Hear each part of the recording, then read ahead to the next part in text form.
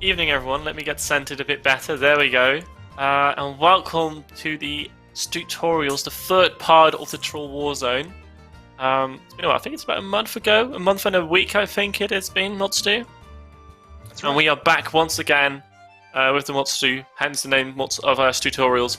And the developer, or one of the developers of the Troll Warzone at the time, will Jack both say hi? Hi there. Hello.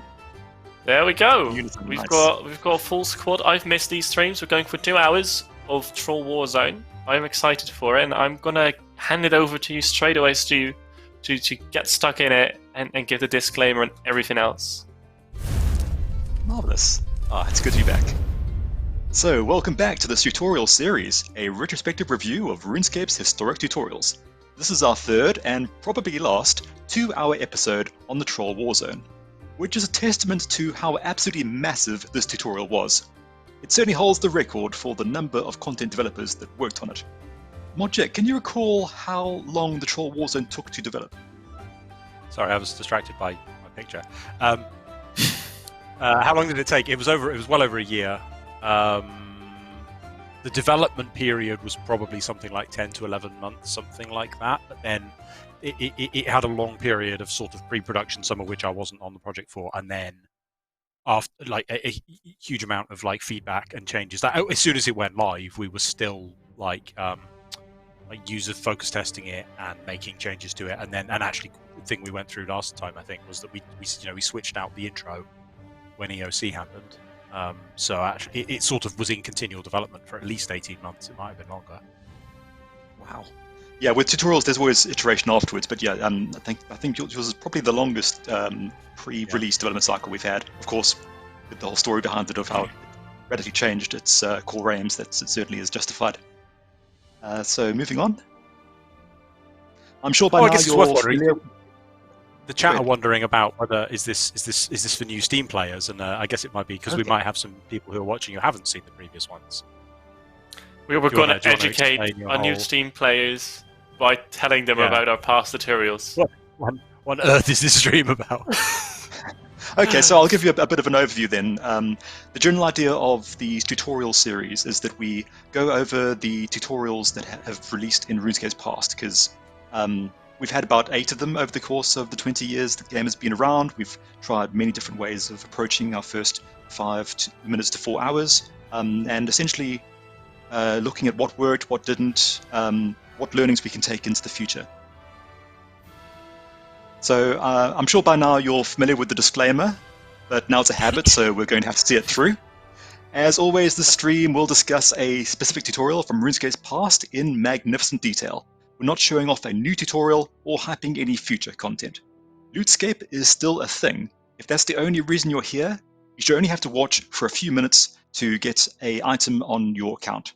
Please don't feel compelled to stay for the whole 2 hours if this topic doesn't interest you. I am unable to see the chat, but our lovely assistant, Mod Poerkie, will keep an eye on your tutorial questions, and will occasionally stop for some relevant Jack and Stu and A along the way. Whoop, whoop. As you can see, tutorials in RuneScape have had a long and sordid history. Primer is the term I like to use for the starting experience, or what we traditionally know as Tutorial Island, a distinct introduction immediately after character creation that usually takes about 5 to 20 minutes to complete. The Primer is a crash course in the basic mechanics to survive RuneScape. 2008's Learning the Ropes was notable in usually taking over an hour to complete, and comprehensively covered all of the game's mechanics before it set you free to explore the world. But by this definition, it was still a primer.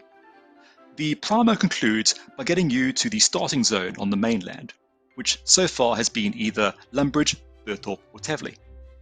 By my reckoning, there have been 9 tutorial primers, if you include the 2 versions of 2012 Troll Warzone's opening chapter and the 2018 remake of Tutorial Island we covered in our 2nd episode of this series.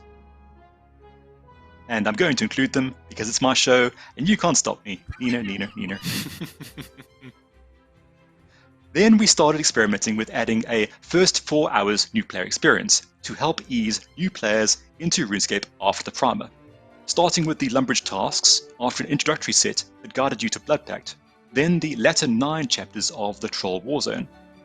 Godric's paths after the Ashdale tutorial, and finally Turiel's paths that are active today. As you can see, Troll Warzone features 3 of those elements.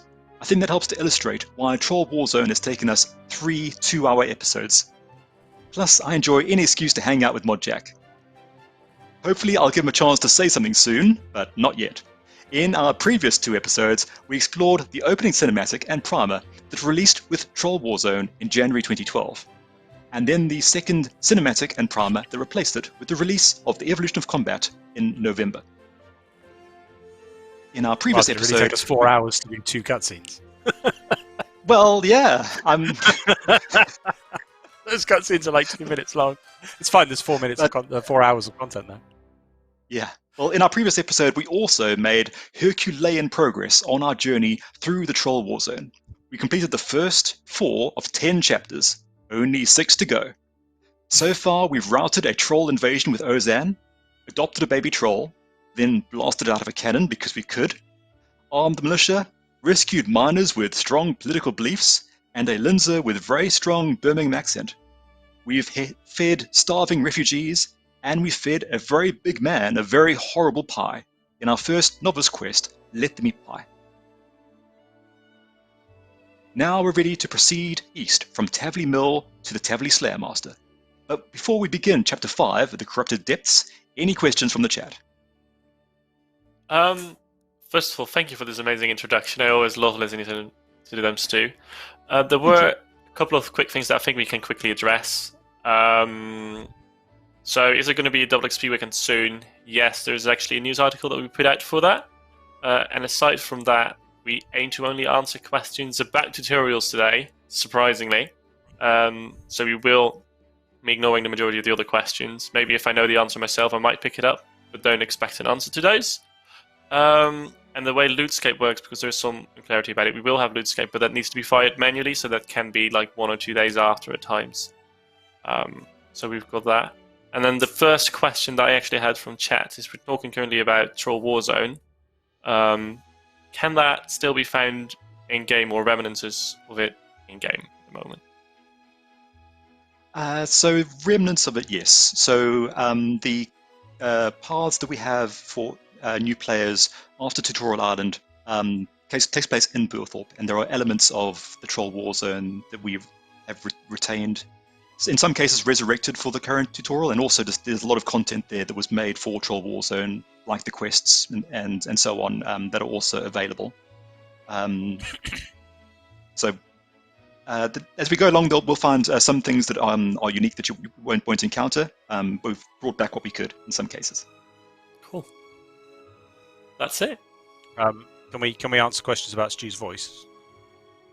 Sure. If you've got the question. Someone just wants you to read Betrayal at Falador again. Okay, so, sure. That's how you should be spending your evenings. And Orquilla said, "This is our best stream," and I'm going to choose to interpret that positively rather than cynically. So thanks, Orquilla.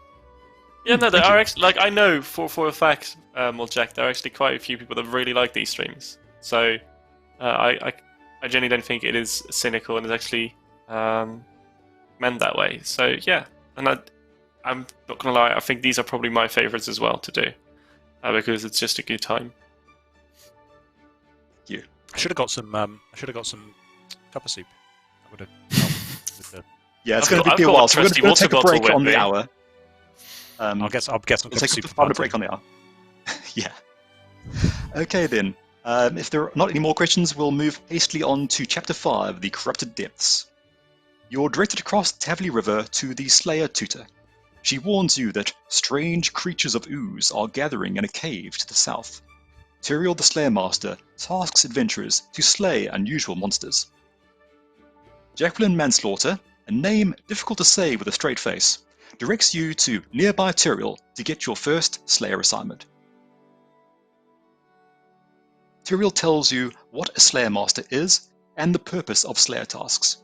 He assigns you your first task, to slay 5 gelatinous abominations, which is also hard to say. Turiel gives you an enchanted gem to track your Slayer task progress, though nowadays we have the Slayer counter on the top level HUD to make it easier.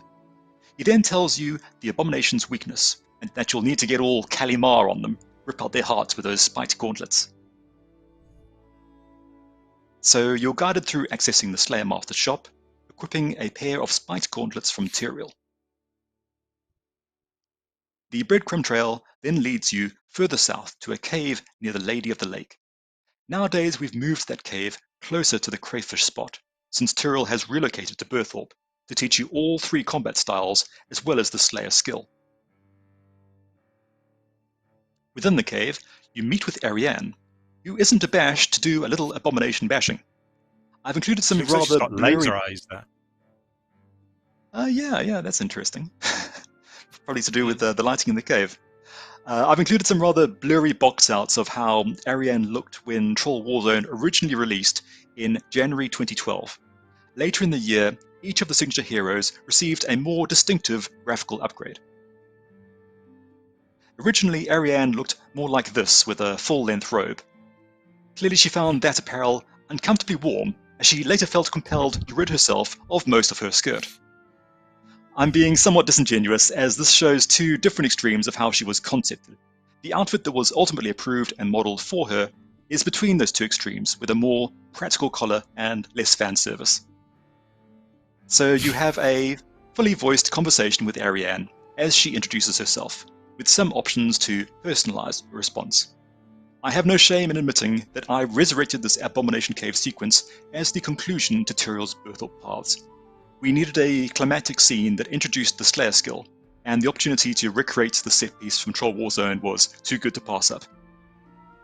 I have a tidbit on that one, on voice acting. Please. When I got back with the voice acting files, well, John A, who originally created Ariane. In fact, I think he created all the signature heroes, didn't he? That was his task. Yeah, he was tasked to basically come up with the core design for them, how they would apply to the different archetypes, worked out character bios for them all, and then also implemented, putting them out in the world where they were like in the different guilds and responded to you encountering the certain stages. They kept track of which quests you've completed and so forth.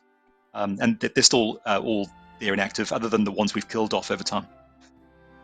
So he was very unhappy with Ariane's voice acting. He thought she sounded far too breathy and sexy. Because the actress we had in to do, the actress there was voicing several different characters. She like, it was a very weird experience because she was doing all these sort of breathy, sexy female characters, and then also like all these little girls, like there were like female children around, and she was doing those. Like she was just like switch suddenly to do the other one. It was that's very weird. But anyway, yeah, John A was very unhappy with her voice, and he ended up directing it completely differently for Rune Mysteries, I think. And I can't remember if we went back and redid the voice of Ariane. I think we might have. I think he might have re-recorded the Troll Warzone dialogue at the same time to make it. I'm pretty sure he did, yeah. Because the character that you hear in live now sounds like the one during Rune Mysteries and Rune Memories. So yeah, I think he must have re-recorded them. No, I think it was the same actor, but I think it was just different. Oh, did you? Okay. Was it a different actor or just different delivery? Yeah, that was. We got a different actor in when we did Death of Chivalry, so I had him re-record any voice lines we had currently for consistency. Yeah, I think So he, but yeah, the funny thing was, like, I was saying, like, well, she's portrayed in the marketing as kind of sexy, but she's also just kind of an intelligent, sensible person. So see if you can kind of balance those 2 aspects of her personality. And that was what I thought we'd accomplish. But John A went, nah. She sounds like a stripper. Right. Okay, so as you explore the cave, you encounter gelatinous abominations. You rip out their hearts with the spike gauntlets in a very satisfying manner. Ariane assists you in dispatching the abominations, and you delve into the cave in search of their origin. You encounter this bloody big troll shaman named Magic Stick, once again voiced by Modmark. Ariane identifies him as the source of the abominations. Magic Stick, that is, not Modmark. Although, given that Modmark was involved in a lot of the design for Troll Warzone, I imagine he may have had some kind of hand in the creative direction. No, they were the abominations were Modlino, definitely, because I can remember him describing it. It was like the day I joined the project. He was doing the Slayer cave, and he was acting out this. He was like, yeah, and it's going to be amazing because they're going to have like a heart thing, and you're going to reach in and grab it. Oh, it's going to be amazing. Oh, and he was really excited and talking to the animator. That explains why the animations are so good. The passion that's behind the the creation He of was it. super excited for this specific animation. I'm not quite sure why, but yeah, he was really excited for that. That's awesome. Yeah, so Magic Stick is kind enough to focus his attacks solely on Ariane, so that you can safely experiment with combat without fear of death. What a good design concept there. Magic Stick drops a Mind Spike, Water Talisman, and his bones. Ariane says her farewells and reassures you that, despite having saved the day, gelatinous abominations will forever remain in the cave for you to slay. She then teleports away to her next adventure, inexplicably casting an ancient magic teleport spell. There's an interesting point about the Slayer in this cave that it's trying to implement Slayer as Slayer was originally conceived, because the concept of the Slayer skill is that it represents your ability to kill unusual monsters, like the Medusa that can only be killed by looking at it in a polished shield. That's the kind of concept of the Slayer skill. But actually, in practice, it's ended up as, well, it's another XP bar you get for killing monsters, and I think it's probably fair to say that's why it's popular. And actually, most Slayer implementations don't have that concept attached to them because it's extra development time and players don't like it or want it. Like, no one wants to have to go to their bank and get the specific item out. So I say no one. I'm sure there's someone who likes that aspect of it, but for the most part, people don't like having to go get the special item and take it with them to kill this particular monster type. So we've largely dropped that concept from the Slayer skill, I would say. But this is still, it's thematically interesting. It's a neat concept for like each monster type requires a special tool and a special technique to use that tool. But in practice, I think it's not actually very interesting. Yeah, the inconvenience kind of weighs against the interesting of the design. Yeah. Somewhat disconnectedly, you're then encouraged to activate a prayer in your prayer list before leaving the Abomination Cave. Which concludes Chapter 5. There is a prayer section later on, but I guess because this one was more closely associated with combat, I guess we slotted it in at the end here. So this concludes Chapter 5, The Corrupted Depths. So far, we've encountered the signature heroes, Ozan, Linza, and Ariane. Any questions? I've got a couple of things written down. There was loads of conversation about the appearance of Ariane when you showed them, and it looked like the chat's consensus was that it's a character from Wings Club, which then kind of makes me wonder whether it's going to be like Flora or Stella or one of the others, which I find quite funny. Players were quite happy with the voice acting of that as well. Quite a few players care about the voice consistency as well, and then I think one of the players asked as well if we've ever voice acted any of the characters or something in our game. Like, I'm kind of curious if the two of you have now. Have you, Stu? I haven't. One thing that does spring to mind is the Lost Toys in the Lost Toys mini quest after it was part of the pre-release for the River of Blood. I did all the voices for those. There was a bit of effects that were applied to it by the audio team. In fact, when the audio got released for that, I didn't even recognize my own voice. That put so much alteration on it that I thought they'd used Mod Raven's take. I was quite impressed. Yeah, that sounds absolutely nothing like me, but they're quite diverse. I did almost voice one of the knights in the Black Knight's Fortress during Death of Chivalry because we needed another voice actor. But the South African accent didn't really fit the rest of the environment. So I thought, no, it's better to have someone double up. All the Black Knights can be South African. There we go. We need niches for South African actors, apparently. I guess so. Diversity. I did. Did you voice any others as well, Stu, or was that you've done your bit? I guess. I've got done little voice acting, apparently. Yeah, I've done little bits here and there. I mean, like when we did a song for that penguin thing that happened in Game Jam, the one with the rocket ship and everything that didn't actually get released, to do some singing for that. Oh, okay. There's this weird audio in the chapel in the Black Knight's Fortress with all this kind of Gregorian chanting. I wrote the mangled Latin that we sang for that, and also I was one of the voice actors there. Okay. Yeah, all pretty minor stuff.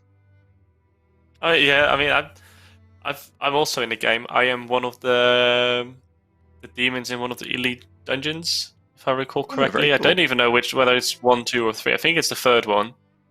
No, it's the second one. I think it's the second one, second elite dungeon, where you can hear my voice. But like when I listened back to it, it was like I was just like you said, Stu. I was Not just like, York, have are they you? actually used my voice? I just can't hear it back anymore.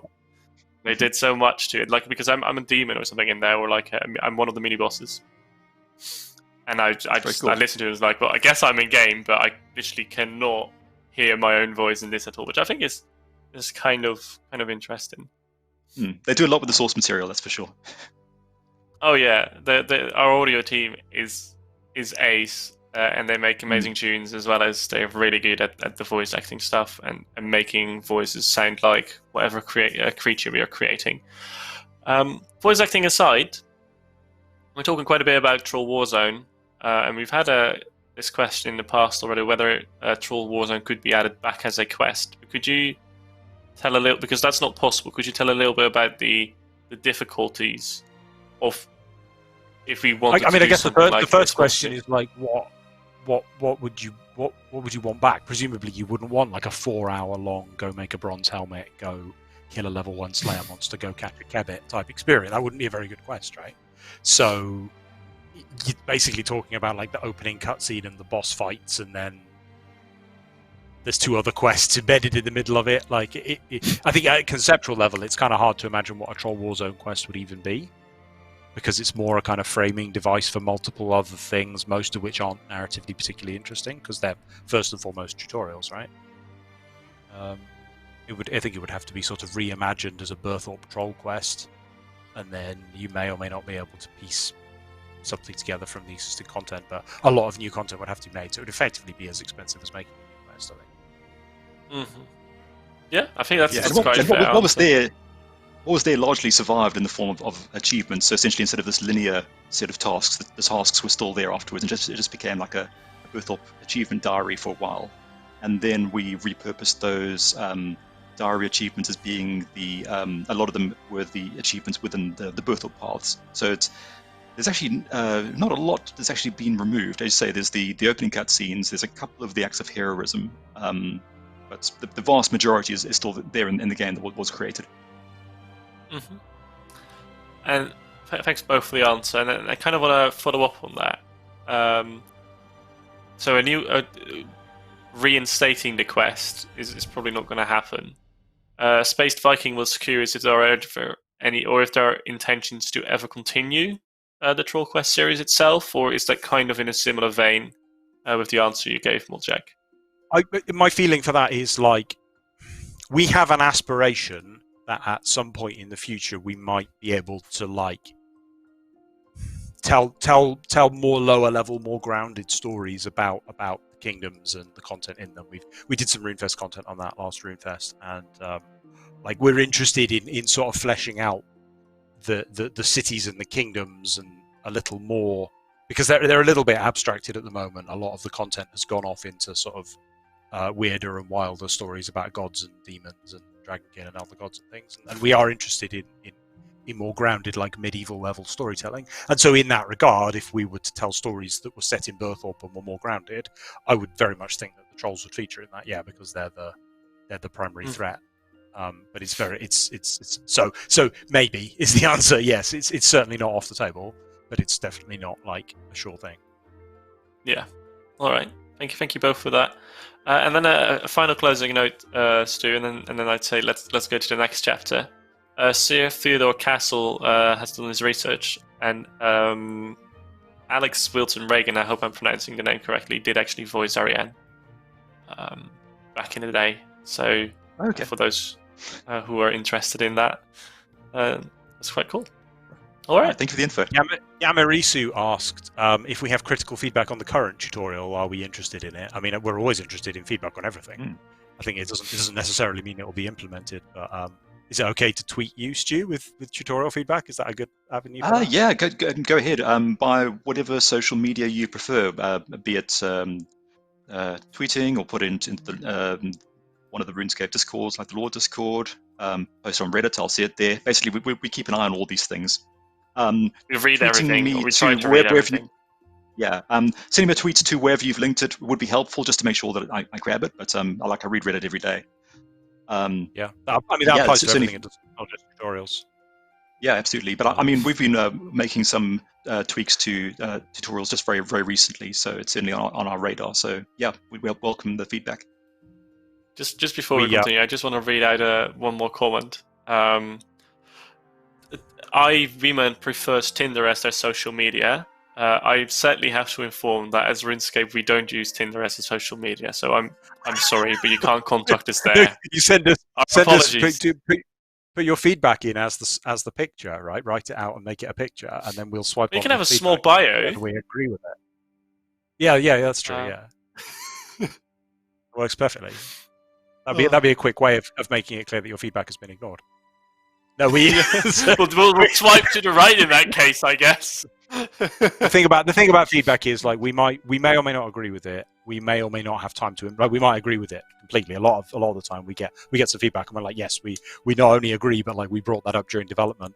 But for whatever reason, usually sort of time, we just can't implement it, even though we completely agree. There's all sorts of, I'm sure each of us as developers has a list of like 1,000 things we'd love to implement if we had time, and we just, everything has to be prioritized. So yeah, we do love getting feedback, and especially like well thought out, well analyzed points that like explain exactly what the problem is and even what you think the improvement could be. It doesn't have to include that, but that's especially useful. But that obviously doesn't mean that we can necessarily implement it. Okay, moving on. So chapter 6 is the Spirit Masters, and your first objective is to talk to the summoning tutor near the obelisk in East Tavley. He explains what summoning is and how the druids are weaponizing familiars for use in the war effort, because if everything has to link back to the war effort to have a cohesive narrative, apparently. Majestics teaches you how to summon a spirit wolf, so you first need to get supplies from the appropriate slots in the tutor's shop. Because summoning is needlessly complicated, you need spirit shards, summoning pouches, charms, and a reagent. Then you infuse a pouch at the nearby obelisk. You summon the wolf by activating the highlighted wolf pouch in your backpack. The spirit wolf then functions as a plot device to direct you to the next act of heroism, channeling his inner lassie. If your summoning level is sufficiently high enough, you're able to talk to your familiars, so get the conversation on the right. Dr. Doolittle, Spirit Animal Edition. The target audience are likely to be cute noobs, so get to the conversation on the left, where Pickup Sticks talks to the Hound on your behalf. Your familiar leads you, well, technically the ubiquitous breadcrumb trail leads you, toward a burning building to rescue a damsel in distress. You're not required to talk to the druid outside, but doing so helps to explain the upcoming scene. The building is on fire, and the druids need someone to rescue the occupant and bounce out before they can douse the fire with water magic. Entering the burning building, you leap over the gaping fire that's ripped through the ground floor. It's pretty badass. This was definitely my favorite set piece. I felt like a proper hero rescuing someone from a burning building. If I could bring back one act of heroism, it'd be this one. Incidentally, it looks like a raging inferno has consumed the basement of the building, but there's no apparent trapdoor or ladder leading down to the subterranean level. I also have to wonder what flammable substance Nora was cooking in the basement that led to this incident. You do the math. You investigate the injured woman and discover you need to empty both your hands to carry her across the fiery abyss. This is a really awesome way of tutorializing the worn equipment screen, by the way. I'm totally stealing that if I get the opportunity. Once you've opened your worn equipment, the occupied slots flash to help you know which items you need to remove. Now you're able to talk to Nora, who reassures you that you only have to carry one person out of this building. Despite the life-threatening circumstances, she's surprisingly chatty. You sling Nora over your shoulders, step back as far as you can, dash and leap heroically through the fire and flames. You step slowly out of the burning building, leaving your faithful hound behind. As you stride boldly from the scene, the druids fling water spells at Nora's home, dousing the flames with some very cool water-bending animations. You then have the option of modesty or reveling in your heroic badassery. Nora complains about her twisted ankle, and a druid gives her a rabbit sandwich, which she eats Yes. and is immediately Rabbit healed sandwiches. of her injury, because RuneScape is weird. Is there something you want to say about rabbit sandwiches? Yeah, they're the best. They're the best food. Every time anyone wants food for anything, I'm like, rabbit sandwiches. Use rabbit sandwiches. So the best I food. agree with you, Jack. It's all about. What's the story behind that? Huh? It's hilarious. Like, I mean, I know it's like a legit kind of food that you might. There's something slightly incongruous about it, right? Because the period of time when rabbit was heavily eaten and the period of time when sandwiches with sliced bread are like a thing probably don't intersect that heavily. So there's an amusing anachronism to it, but also just it's a funny phrase, rabbit sandwich. I don't think you can make them, can you? But I think they're the default food drop in this zone. Can you make them? Yep, you can make them though. You can combine cooked rabbit and tomato and bread and together. I was wondering if that was intentional, like to give the player a low-level crafting recipe or a cooking recipe that they could. No, I don't. The name tickled me, so we used it as the default food drop, and okay. Then we put it in the dialogue. It basically, you remember how Heim crabs became a total thing. It was just like, it was just the thing. Everyone was talking about rabbit sandwiches all the time, so we just put it into the dialogue. Fascinating. Okay, so she eats her rabbit sandwich and is immediately healed of her injury because RuneScape is weird. Then she gives you this chapter's upgrade to your Dwarven Army Axe, improving its woodcutting and fire-making abilities. She also mentions a dwarf you'll later encounter during the Death Plateau quest, foreshadowing. Oh, it's so contrived, isn't it? What? The bits of the army axe. So everyone's like, "Oh, I found this strange axe blade that happens to fit your weird device that no one else." Oh, I hate that kind of thing. I feel ashamed of it. But yeah, that was the premise. Well, yeah. I think, given the circumstances, I think you managed to chain them together pretty well. But yeah, it's a tricky one when you've got a pre-existing item that you need to try to take into account, and then also having to try and sell it as a member's benefit. Yeah. So finally, for completing the 6th chapter, you receive gold summoning charms. Any questions? We've got a couple. Do we actually know why the building was on fire? Was one of the questions that we had. I think Stu just told everybody with his accent. I believe there was an implication that the fire-making tutor standing right next to it may have done the deed. He has some very suspicious stuff. Oh yeah, there is. Yeah. Isn't he like, most definitely a pyromaniac. I saw some meth comments in a chat where there was like a secret meth lab in the basement, which I find interesting. Are we allowed to say that on Twitch? Oh, we're allowed to use the word for sure. Okay, all right. But let's spark that conversation, shall we? The thing with Stu is you never know if it's intentional puns or not. Like, there's wheels. I can neither confirm nor deny that it was intentional. About what we're talking about now. I just like learning these little quirks about RuneScape as well, so that's cool. Another question from Dusty Phillips is, so the summoning tutorial took over the Spirit Wolf quests. Are you planning any more summoning quests specifically, or are we thinking of doing something more in that vein? I'm looking at you a bit more, Jack. Skill tutorial. Yeah, I get probably skill tutorial, or maybe like a continuation of the Spirit Wolf quest. Oh, no, I wouldn't have thought so. I think so. There was an attitude around the time that we made these changes that it was inappropriate to have skills locked behind quests. I suspect we probably don't. I mean, we're probably in the specific case of like we're not going to go back and make Wolf Whistle a prerequisite to summoning again. But I think both Invention has a mandatory tutorial section, right? And I think Archaeology does as well. So, Archaeology has a mandatory one.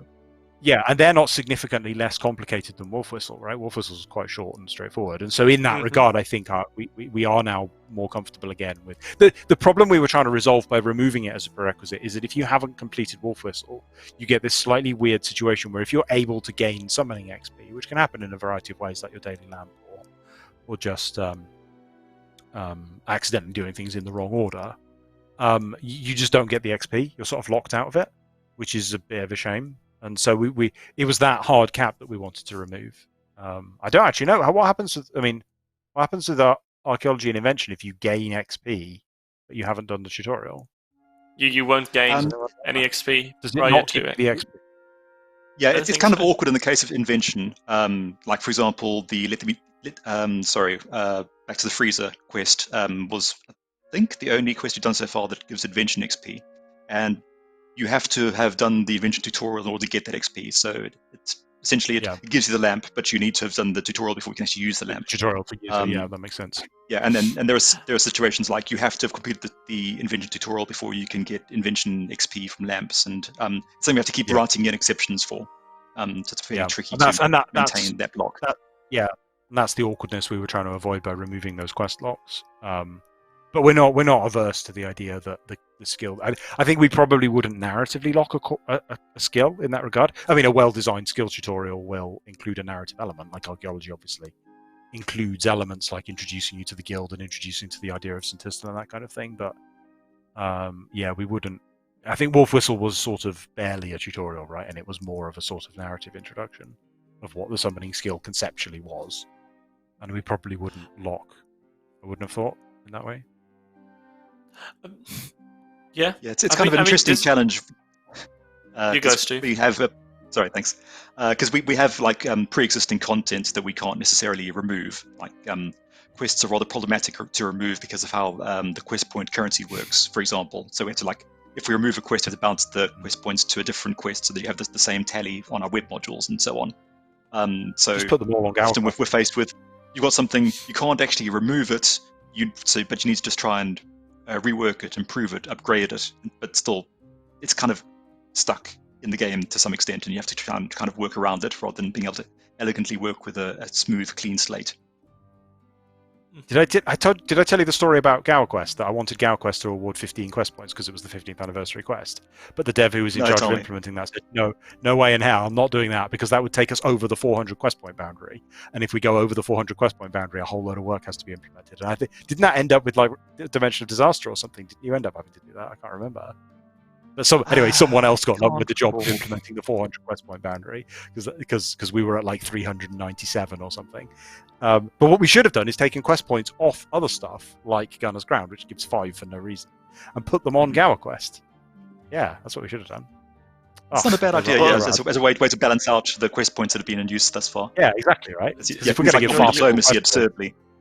You're a bit late with that now, Mob Jack. Just saying, a bit late. With that suggestion. It's not too late for Gower Quest feedback. It's only 5 years. It's the perfect time. I mean, I did really like the conversation we just had because it kind of is about the point of like how much do you want to teach players up front before you let them roam free into a skill, right? And like what kind of has happened. So initially we just said let players go loose. Then we're like, okay, that's too much. That's not really working. So we're going to give them quests. And then we kind of stopped doing that again. And we are kind of slowly going a little bit back to that with archaeology, where we've got like this tutorial that you have to follow, which is like a very short kind of tutorial that you just have to complete in order to get there. And I think it's just a very interesting ongoing balancing act, and there's no wrong or right answer to that decision or that argument either, if that makes sense. Yeah, we're always trying to find the balance there, right? And we probably will keep like tweaking and changing our attitude. I would say, like compared to other games, RuneScape is a fairly sandboxy game. There are games that are even more freeform than RuneScape, but in the MMO space, RuneScape is quite open in what you can do. There's no linear path through the game. There's not even a level, right? We don't even have a single level.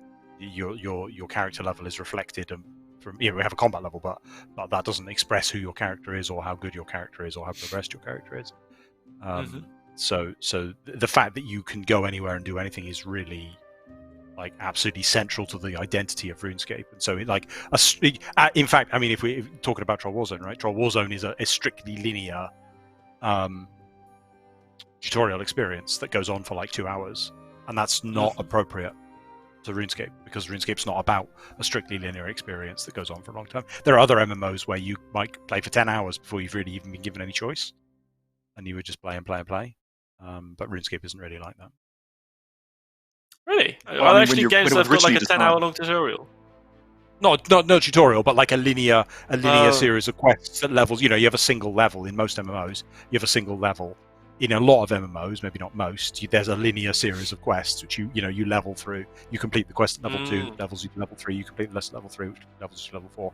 Often, there's a lot of branching that happens at end game.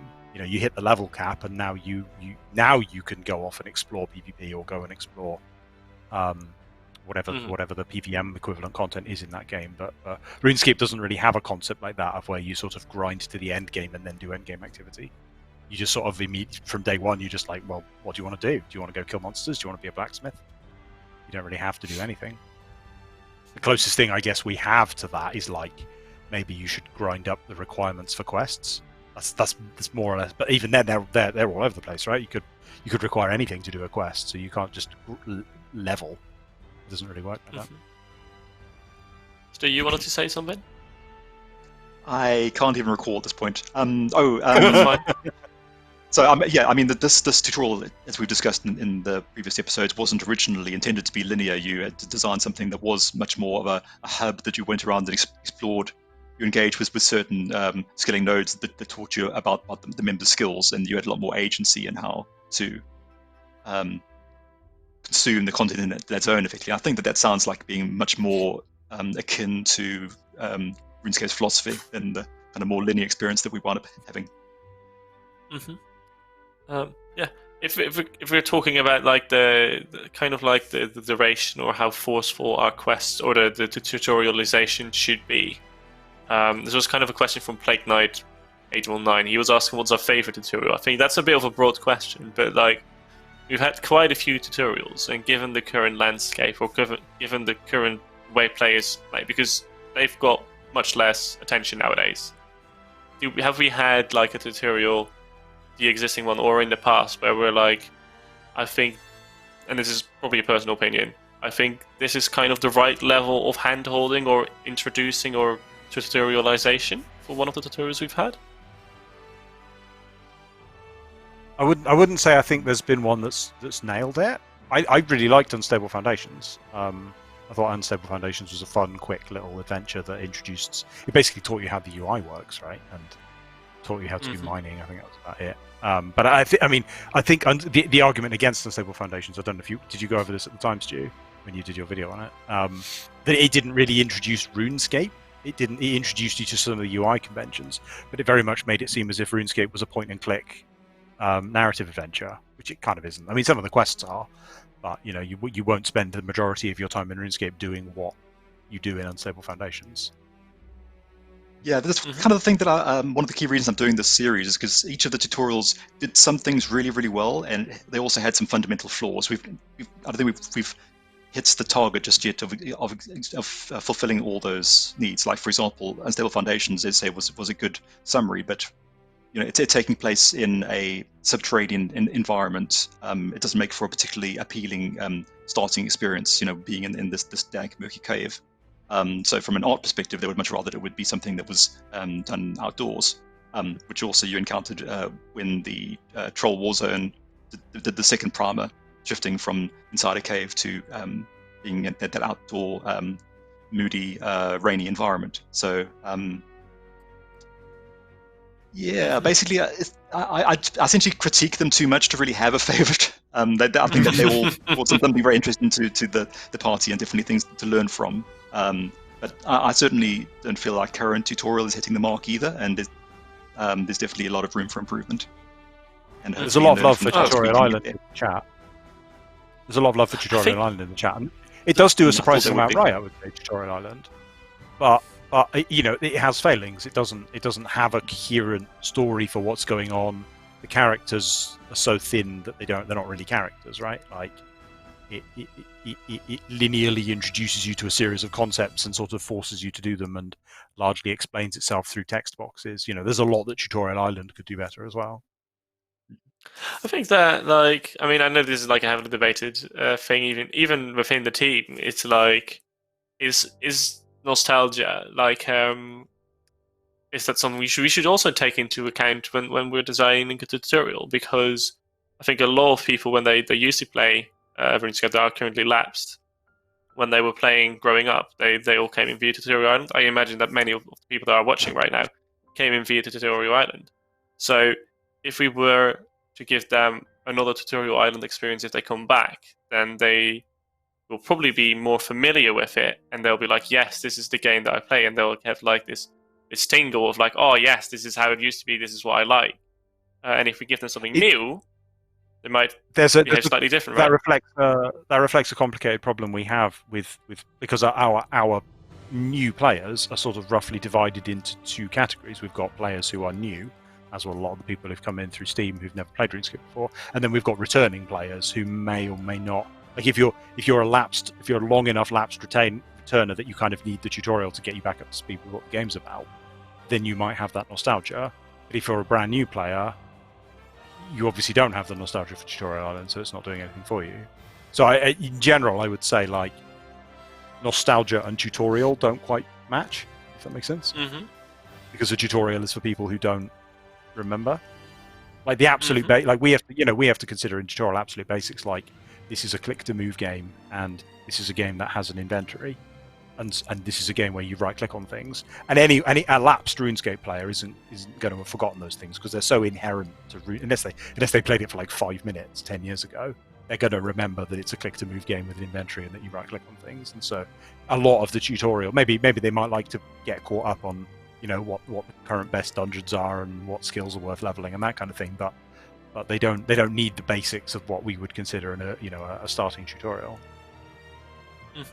No, the tutorial needs to kind of reflect the identity of the game. It needs to be in those first 5 minutes be able to establish what RuneScape is. The context of it would be whether it's a grounded medieval fantasy game or it's meant to be high magic Renaissance.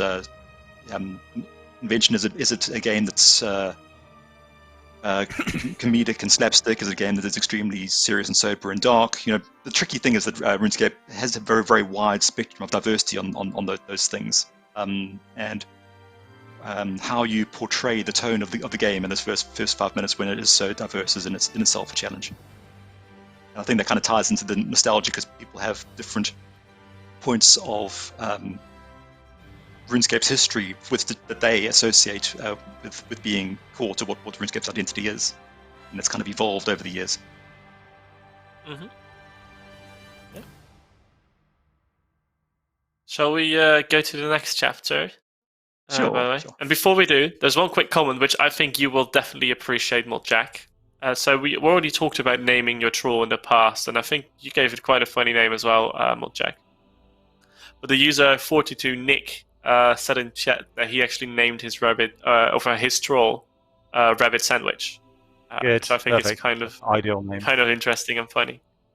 Nice. That's the same one you did, I think, wasn't it, Jack?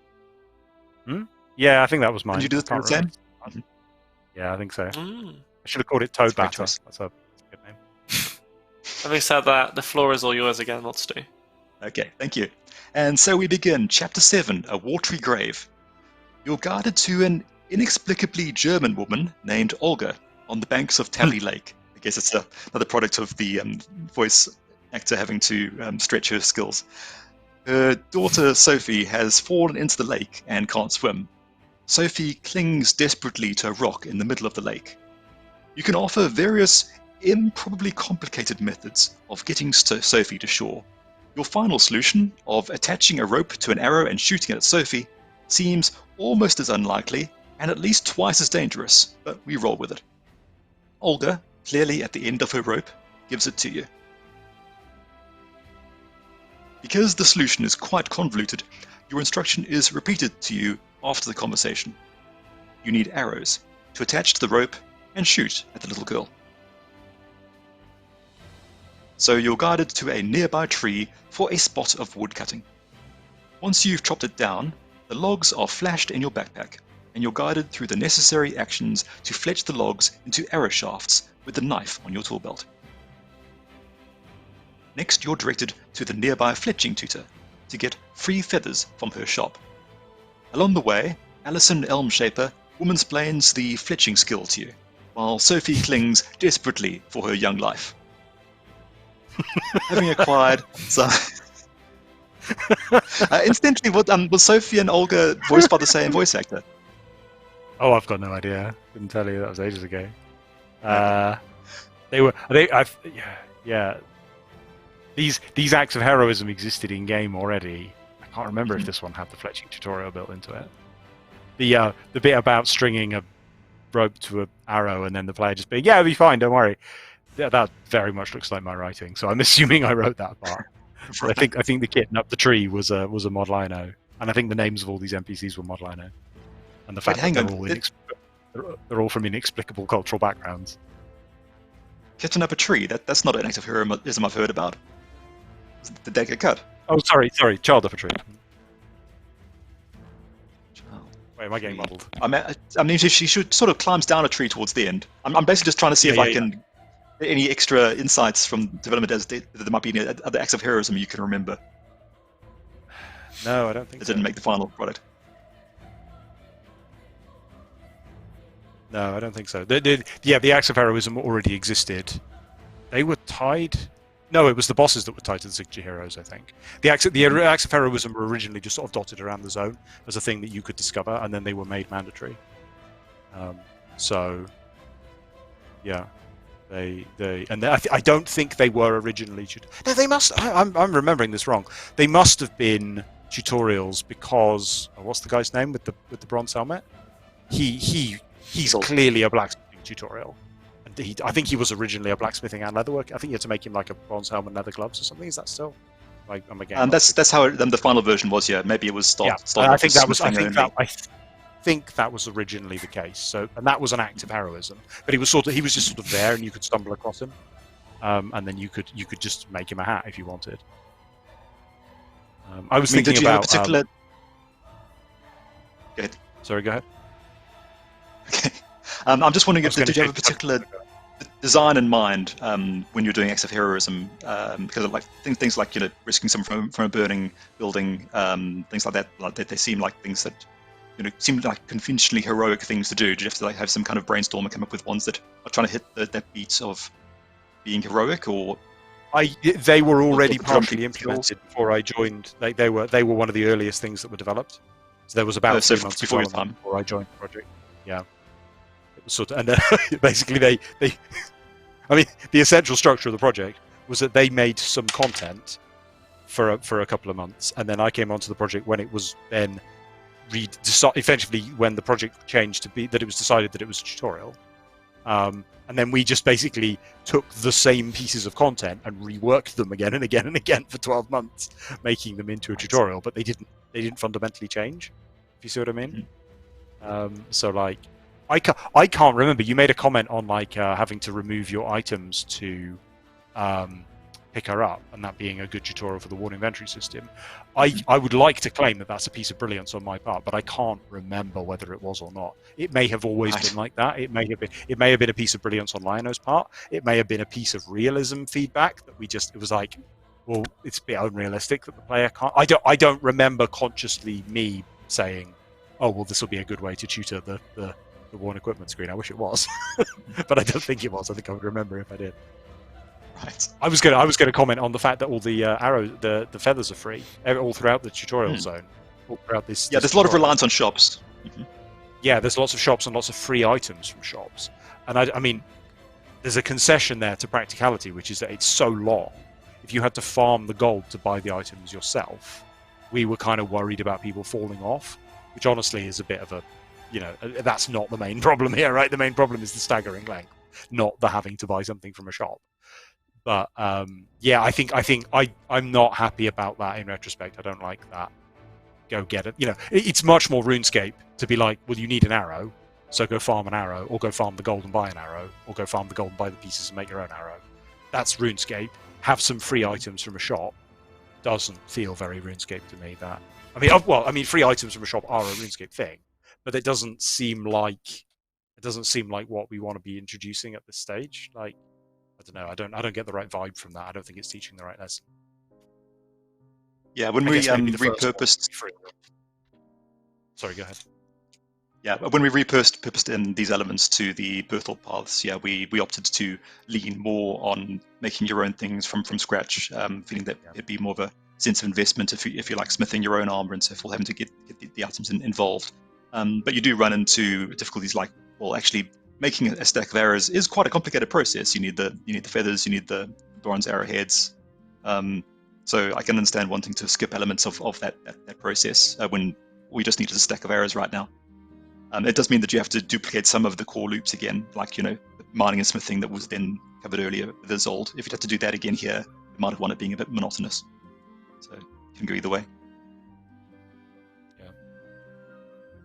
Anyway, so having acquired some feathers, backpack highlights instruct you to combine them with your arrow shafts, which trigger a Makex fletching interface. Now we have some headless arrows. Because mining and smithing were covered in an earlier chapter, rather than smithing the arrowheads, you get them from a shop. Then you tip the arrowheads. Now we have a stack of bronze arrows.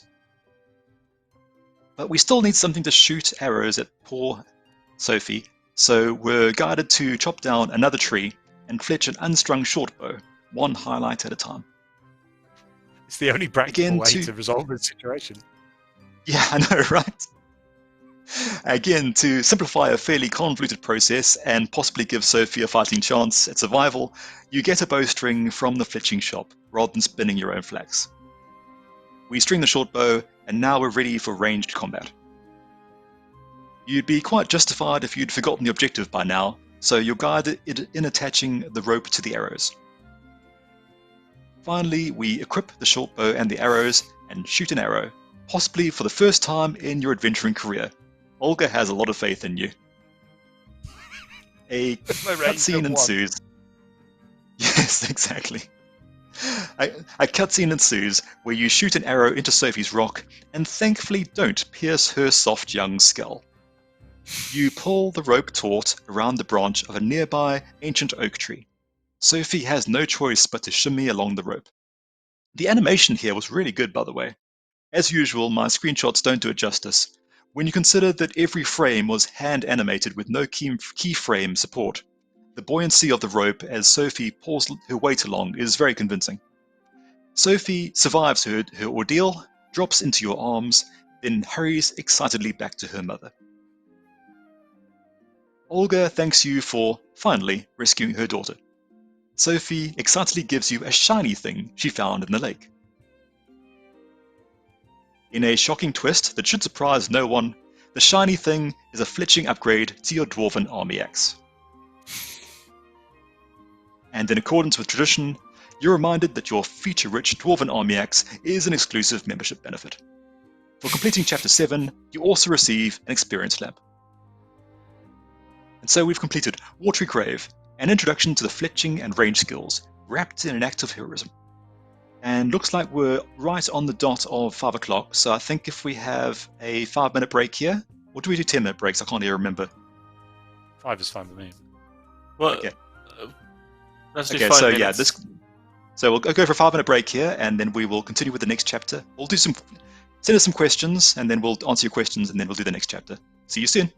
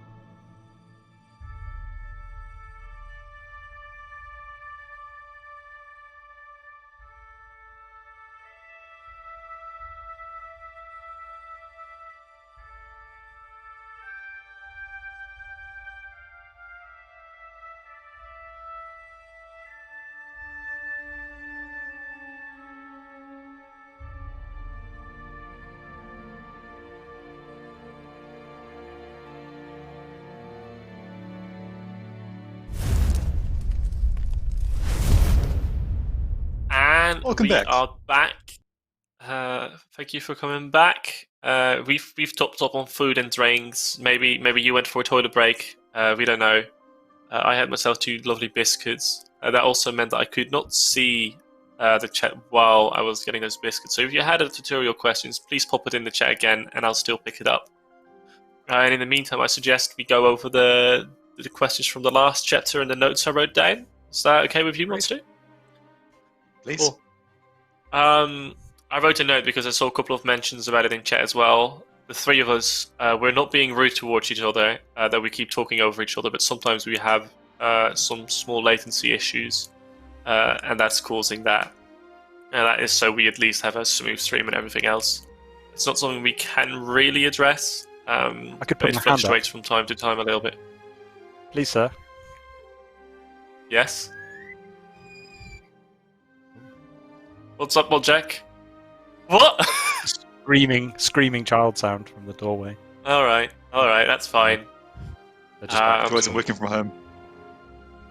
Exactly. We're still in a lovely working from home environment. In this last section, you have to buy your arrow tips from the shop. From a tutorialization perspective, what are your thoughts on if you would have actually kept the materials or the arrow tips from when you made them during the smithing tutorial earlier on in the Troll Warzone? Does that make sense, or is there a reason why that wasn't the case, out of curiosity? We talked about it a little bit, right? And it's partly just because it's such a long experience. Mm-hmm. I think at one point it did talk you through going and making them yourself, and I think we changed it because it basically doubles the size of that chapter. If you have to go make your own arrow tips, that doubles the length because you have to go all the way back to the mining area. You have to mine, which is probably further than the breadcrumbs could go at the time, I would guess. Just slightly. And then you have to mine. You have to mine up more copper. You have to mine up more tin. You have to go back to the bank to deal with the fact that you've now got so much in your inventory. You have to make them yourself. That's hugely increased the complexity and length of that chapter. I don't know if you happen to know, Stu, if you do make them yourself, does it just say, well done, you've got some? Or does it force you to buy them from the shop? I can't recall, unfortunately. I think given that it's doing this forced highlighting on the screen, I think it does that regardless of whether you have the items or not. I think you still have to go through that flow.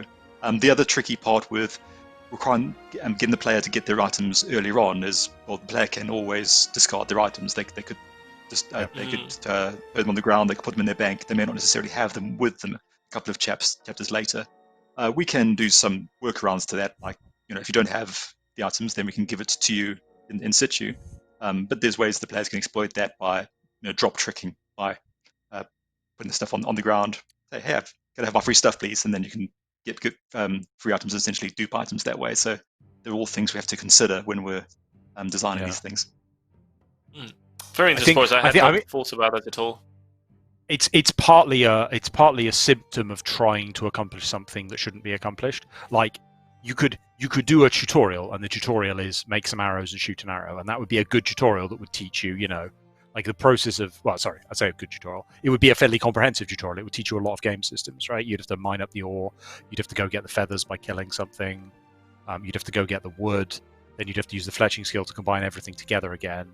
And then you'd use the range skill to use it. And that would introduce you to a lot of game systems and probably be more than enough to fill an entire tutorial, if you see what I mean. The fact that it's only one chapter of 10 chapters means that it's just trying to accomplish so much. There's just way, I think actually it would be a better fit for RuneScape if you had to make the arrow tips yourself. That would be better. And if you had to farm the feathers yourself. But for one chapter, that would make for a chapter that was the size of an entire tutorial, basically.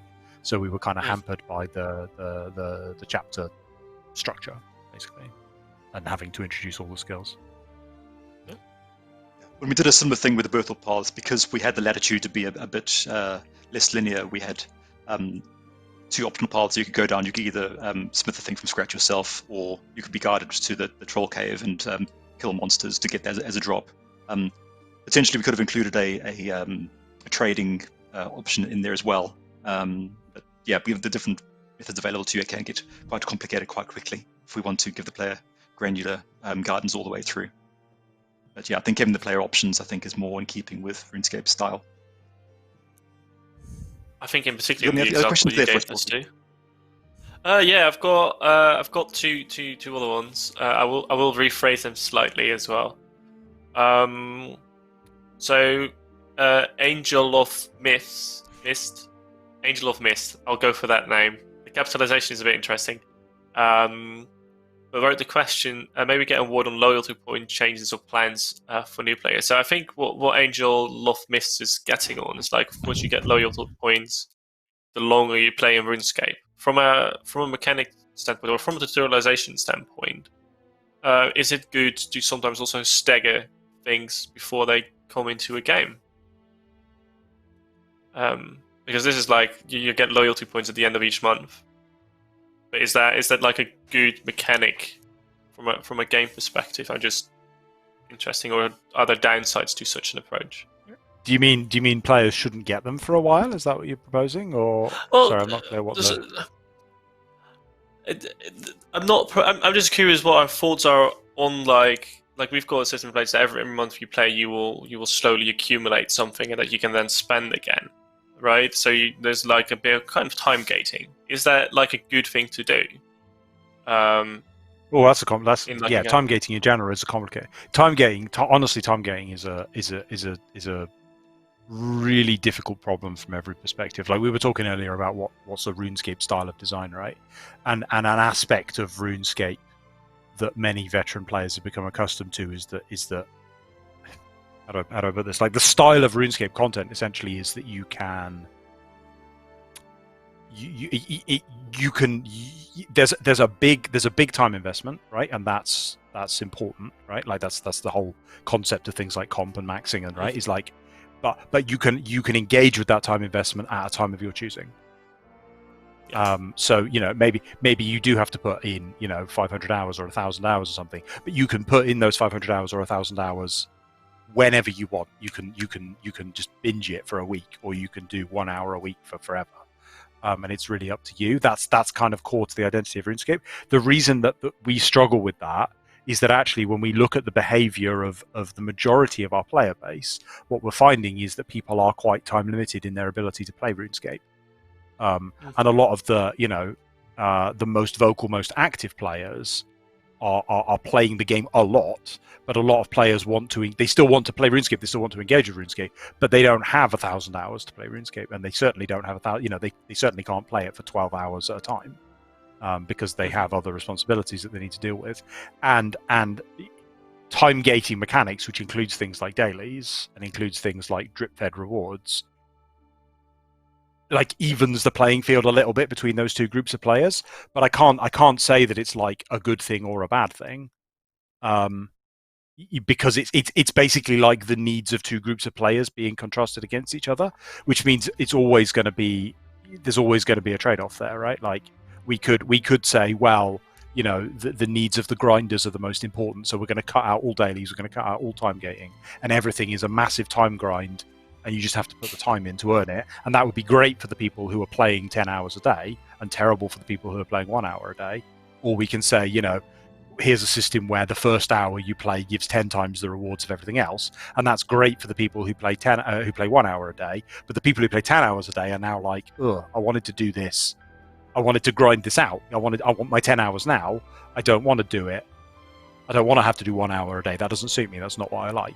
And it's basically a problem of conflicting needs of conflicting player types.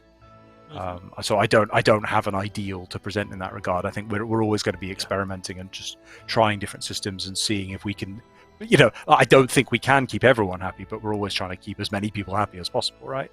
And different kinds of content that suit different kinds of players. It's not like everything's always going to be time gated, but also not like nothing is ever going to be time gated. Thank you for the answer. I know that was a long question as well.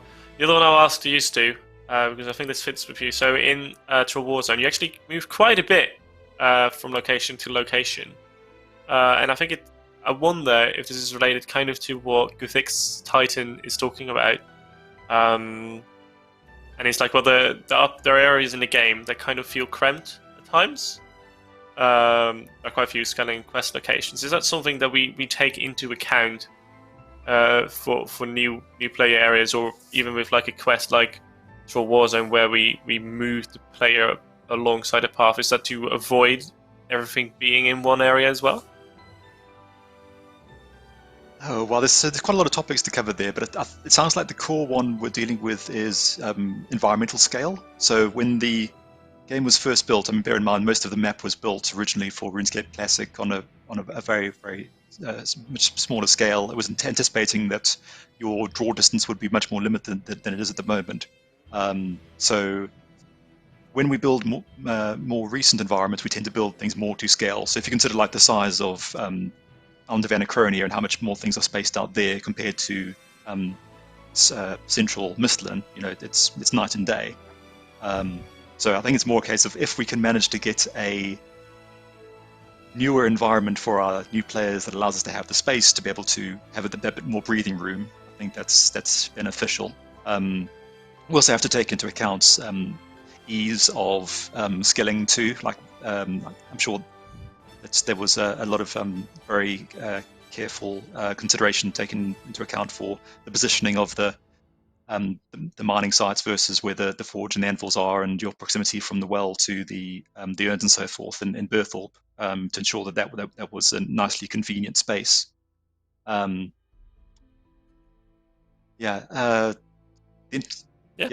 short, the environmental design is effective. We need to take into account, and like it's part of the journey of you exploring and discovering your environment. And with somewhere like Ashdale, where we could start from scratch and take a bit more breathing room and actually design like vistas you see as you progress, compared to starting on the mainland where things were just designed to be completely flat and in very small map squares. The different considerations. All right, thank you for that. Those were the questions I had. I know these were some more complicated, difficult questions, so apologies for making it hard for both of you. But thanks for answering, and I'd say let's go into the next chapter. Subby66 a while ago said, I swear Modjack talks without thinking, which I'm gonna interpret as positive, as like, yeah, Modjack's great because he tells us things that other people might not tell us because they're overcautious with what they say. That's how I'm going to choose to interpret that. Thanks, Subby. I saw that comment, but that is like half an hour ago, Modjack. Just saying. Yeah. Well, I've made notes, and I write all the questions down that I feel like I want to address. I've got some more from ages ago as well, but we should move on. Okay. Well, I definitely see that as a positive. That's something I really admire about you, is that you have very strong design skills. That you can come up with a really persuasive and well thought out answer without really even having any time to think about stuff. It's something that just shows your level of skill. Frankly, I'm quite impressed. I'm just floundering here most of the time. We only think he actually thinks about the answers. Whether he actually does is like a second. I'm a really good blagger. I'm actually talking complete nonsense. That's very convincing. You can't tell because of my oratory skills. And so we begin, Chapter 8, The Hand of Gothics. You're directed to the nearby herblore tutor, who explains the power of potion making and its extreme importance to the war effort. Similar to the previous chapter, the ingredients in your first potion are easily accessible from the tutor's herblore shop. First you get a grimy guam, I hope I'm saying that right, and are guided step by step through the process of cleaning that guam. Next, you're instructed to get the vial of water and eye of newt, and dissolve the herb in the water to make an unfinished potion. And finally, you use the reagent on the unfinished potion to make a finished attack potion, and take a sip. With herblore out of the way, you're guided to the second mandatory quest on the Troll Warzone roller coaster. Cake Mix at the nearby stone circle wants Gothics to pay attention to the troll invasion. So he wants you to make an ointment of imbalance and pour it over their ritual stone to send Gothics a message. After that characteristically long opening dialogue, we're presented with the quest accept screen for Druidic Ritual. In the interest of time, I'll skip over the details of playing through the Druidic Ritual quest. The only difference from its current incarnation is that, like Let Them Eat Pie, you were guided to each of the highlighted objectives necessary to gather the ingredients for the potion to ease new players into RuneScape's quests. A cutscene concludes Druidic Ritual, where Gothics assures the druids they have his attention by zapping the ritual stone and energizing the local flora. That's as much as you see of Gothics. He wouldn't be caught dead in Tavley. And so we've completed the Druidic Ritual quest. Congratulations! Some of the rewards you receive are in the form of notes, which Cake Mix is kind enough to explain, as notes are quite a unique concept in RuneScape. Finally, to complete the chapter, you're guided to the nearby chapel to pray at the altar and restore your prayer points. Which concludes Chapter 8, The Hand of Gothics. Any questions? That was a quick chapter. It was a very quick chapter. Yeah, well, I skipped over most of the gameplay there by not doing the quest.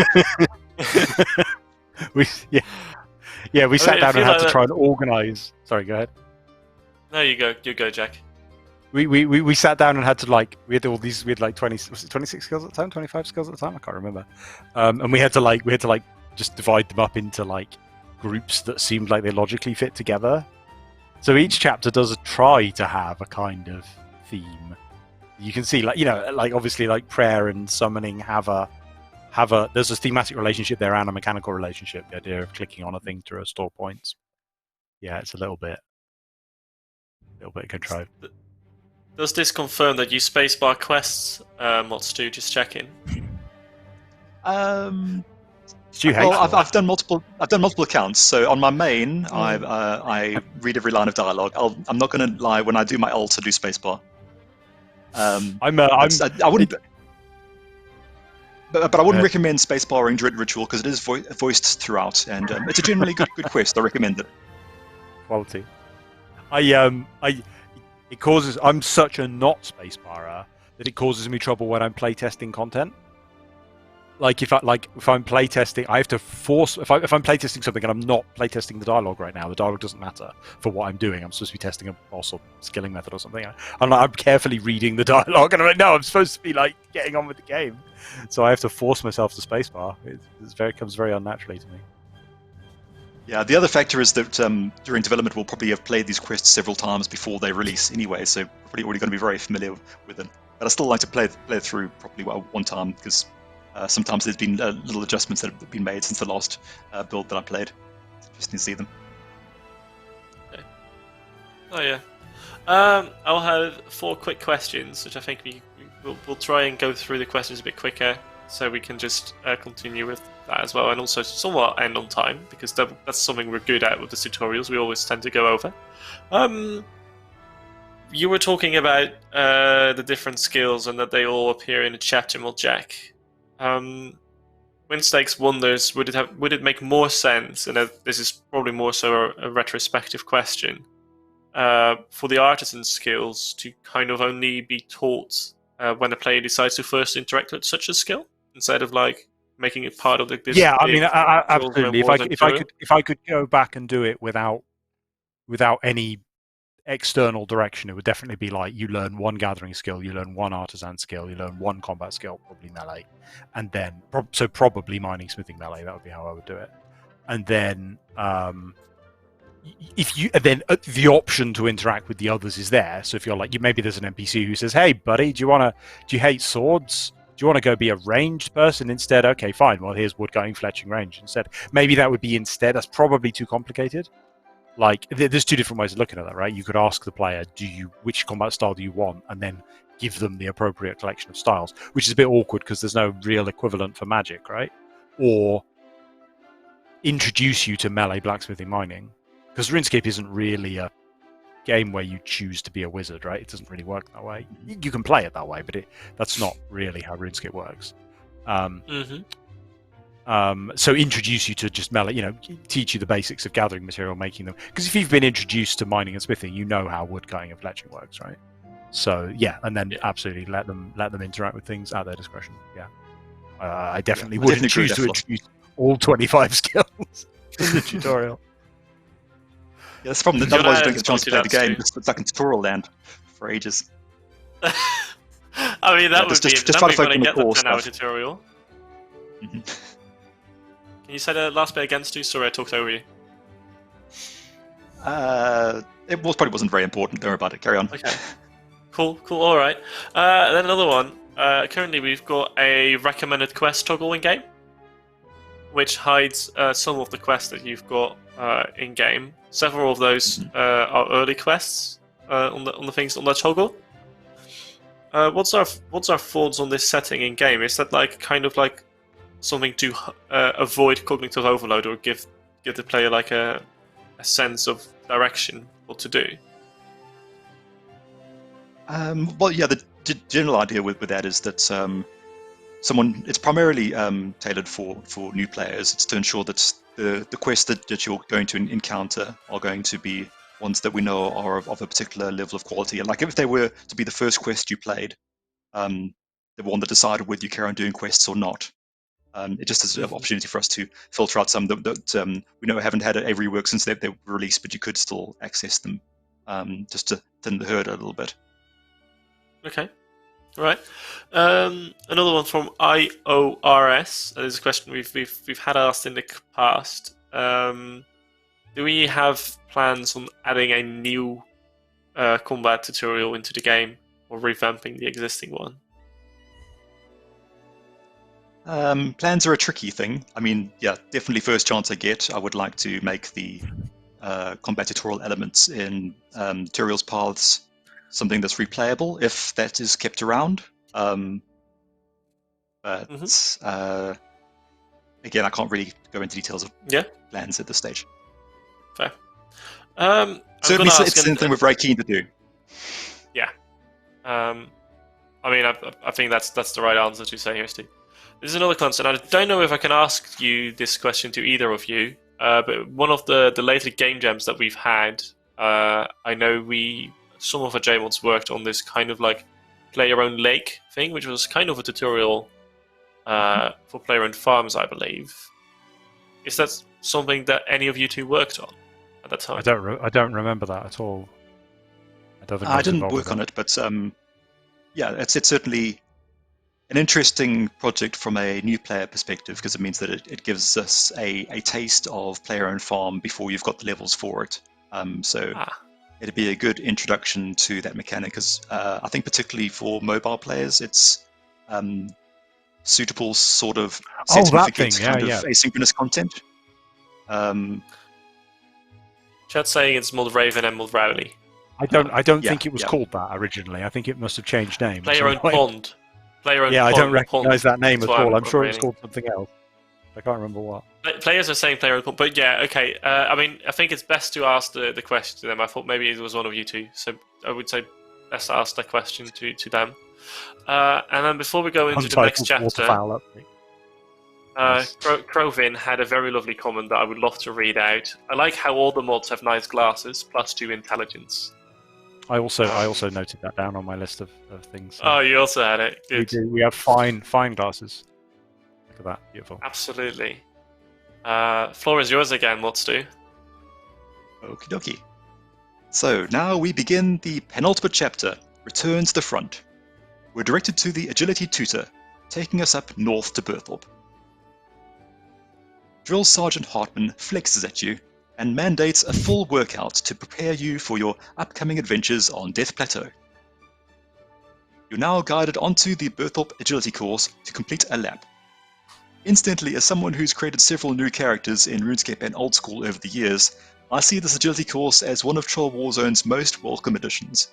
Having to get over to the Gnome Stronghold to start training Agility is not fun. Yeah, that was very much intentional. We were like, how are people going to play? How are people going to train Agility? Okay, how about we just make them a course? There we go. Perfect.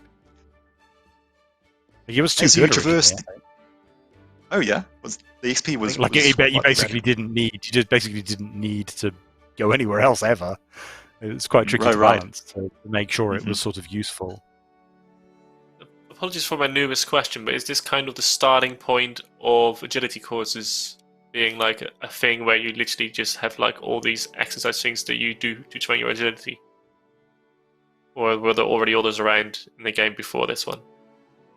There were several other agility courses. I think this was kind of based on, there being like the Gnome Stronghold one, the Barbarian Outpost one. Okay. Just kind of, I think the general ethos of Troll Warzone, correct me if I'm wrong, Mod Jack, is essentially just taking the core mechanics that are already in the game, but just making them that little bit more frictionless, more convenient to access, so the player can level up those member skills and get an idea of the diversity of skills available in their starting zone. Yeah, absolutely. That that happens with Hunter and Agility and Summoning and Slayer, arguably. All of those, there's probably more as well that I've forgotten, but all of those were quite inconvenient to level from level 1 because.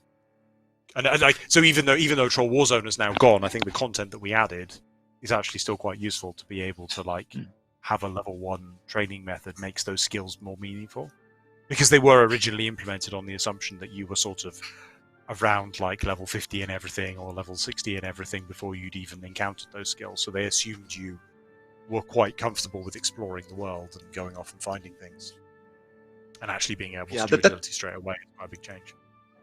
Yeah, that's essentially why the Birthop paths take place there at the moment, because you've left such a great, convenient environment for the player to level their first 10 to 20 levels in each skill. That I think it kind of goes back to what the area was originally designed for before it became a tutorial. I think the heart of that is still there, and there was all set up as a very convenient place for a starting zone. So we opted to go back to giving you guidance through that area. It's the most suitable for that extent we have at the moment. So you left us a good legacy to work with. Mm-hmm. So as you traverse the final obstacle and drop back to terra firma, you're told about agility experience and why agility is theoretically useful. Now that you've warmed up, you're directed to Commander Denolf to begin the Death Plateau quest. Denolf proceeds to mansplain in a fully voiced but extremely long opening dialogue. Some of this could probably have been moved off the critical path. Yeah. You then get the accept screen for Death Plateau. To trade the training wheels off for quest guidance, Death Plateau doesn't have breadcrumb trails to each of its blue boxed objectives like Let Me Pie and Druidic Ritual did. Instead, the quest journal is highlighted, encouraging you to use your journal to remind yourself of what you've learned and what to do next.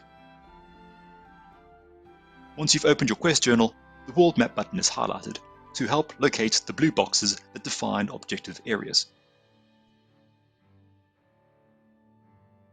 Skipping over the details of Death Plateau, go play it yourself if you haven't already. When you complete the quest, you gain access to multiple delivery tasks to Death Plateau for additional rewards. I thought that was quite a cool feature that you were able to have this little post-quest simple loop to go back up through the agility course that you went through during Death Plateau and have a simple task to complete. I don't remember that. I think because at this point you've effectively completed the tutorial, right? So I was if you managed to get to the point of completing Death Plateau, you're not my problem anymore. You've made it through. I spent all of my time worrying about the pain points before that. I have no clear memory of that repeatable task at all. I'm trying to think about it. This dialogue you wrote, Mod Jack. Who would have done it? This was probably Mod Wilson, I think. I think he rewrote Death Plateau. And he did that before we structured it into this linear tutorial. He was assigned. It was one new quest, which was Let Me Pie, and then rewrite Wolf Whistle and what's the herbal one? Druidic Ritual. Druidic Ritual and Death Plateau. Rewrite those 3 quests and add 1 new quest, and that would mean there were 4 quests in the starting area, which would be good. So he was essentially tasked with rewriting them to make them modern.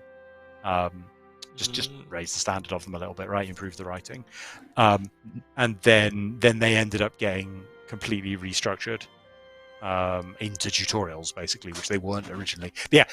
Weirdly, the original intention was because Druidic Ritual and Wolf Whistle were effectively tutorial quests, but that was coincidence. It was just that they were both in Burthorpe or Watery, so they were reworked because they were Burthorpe or Watery, reworked to not be tutorials, and then the whole thing changed to be okay, now they're tutorials again, so rework them again to be tutorials again.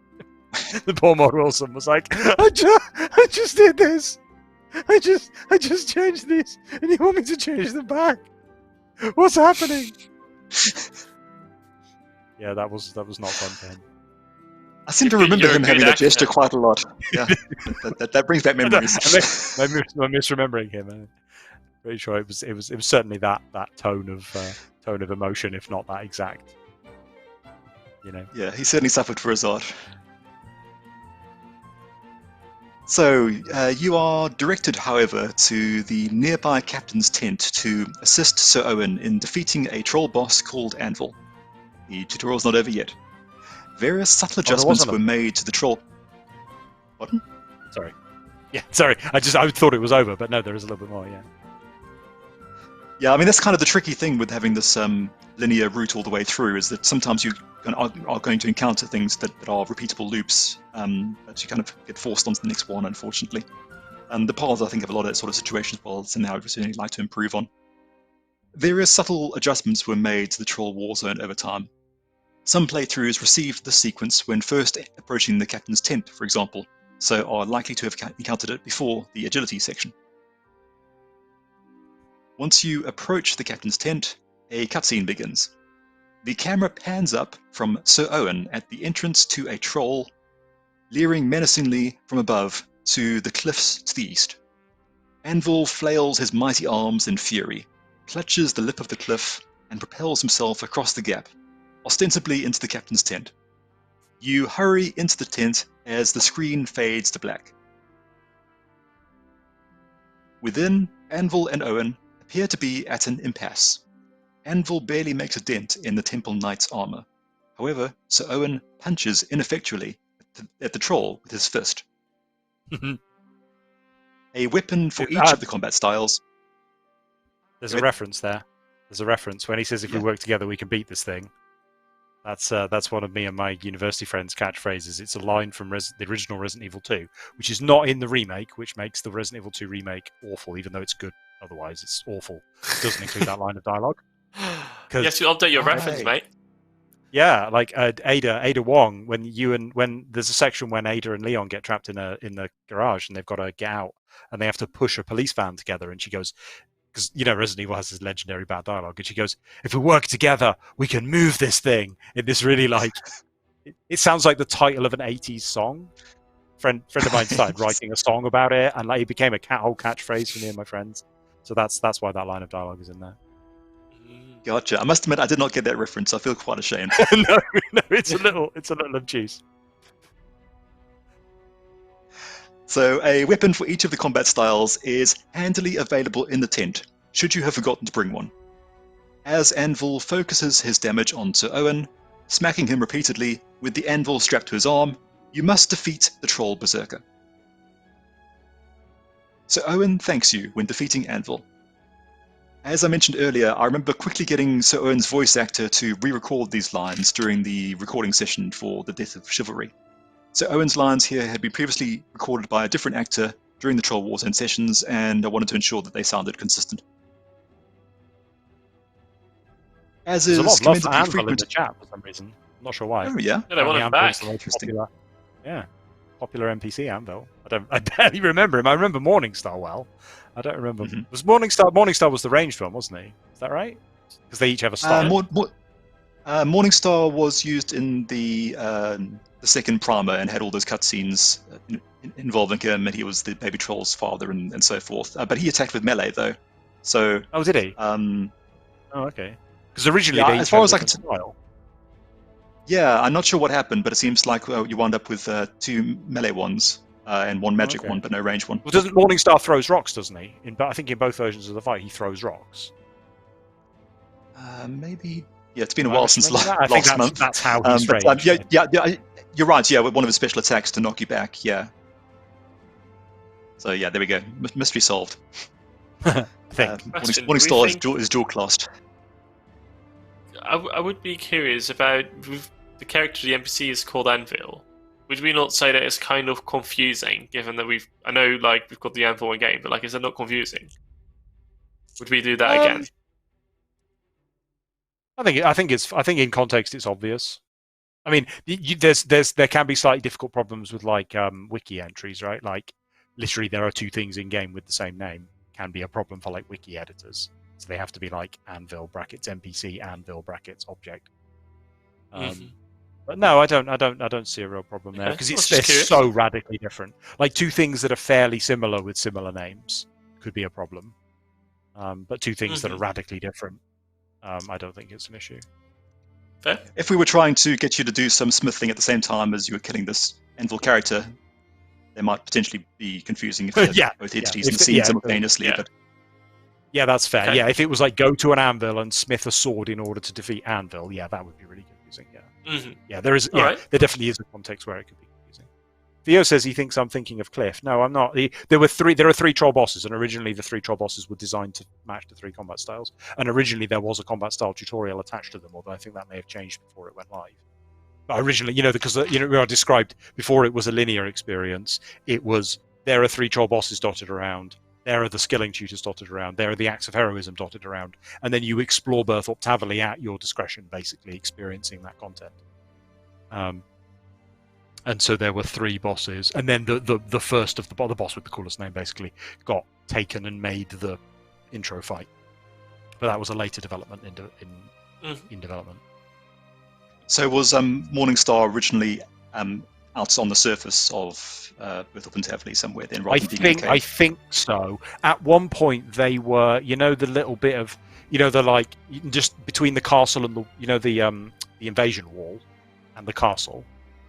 Mm-hmm. There's like a little bit of land there, just heading up towards the lodestone. Originally, there was a troll there because we spent some time trying to figure out, because of the way we don't have phasing, we have multi NPCs, which is when like an NPC can appear or disappear for different players, and so we can tell a story of an NPC being defeated by making that NPC disappear.